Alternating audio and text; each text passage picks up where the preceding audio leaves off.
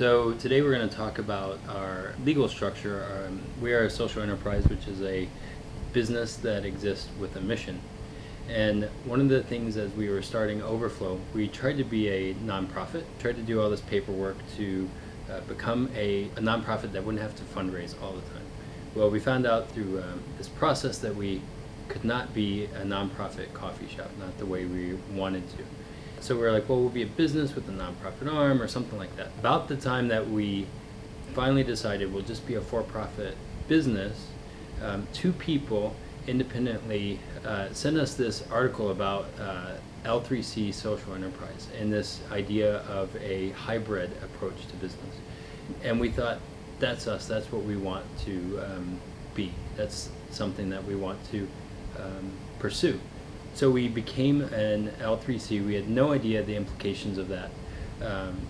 And I believe we were the 17th L3C in the state of Illinois. And then we started walking down this road, got a lot of press, and we had no idea. We were just trying to do what we could. Then we met along the way the guy who wrote the legislation for it, Mark Lane. And he actually wrote this amazing book called Mission Driven Venture.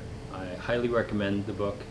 I've read it quite a few times, and I would recommend it to any social enterprise that wants to start. But today I get to introduce him, and he gets to share a little bit more about why it is we exist as an L3C. Thank you, Brandon. It's a pleasure to be with you. Overflow really earned its right to be an L3C. L3Cs by law must have an overarching charitable or educational purpose.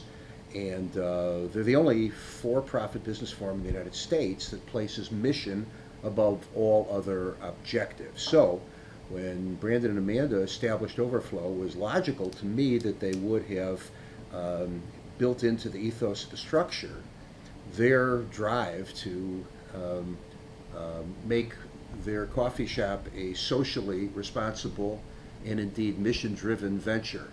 And it is, to me, and I'll say this in my shorthand, the public square on the south side of Chicago and the South Loop area, which is emerging. They are, in fact, catalysts for a lot of that energy and growth. So the L3C really places mission above all other objectives by law, irrevocably and permanently. It also has some other features in terms of signaling to the broader community that you are a social enterprise.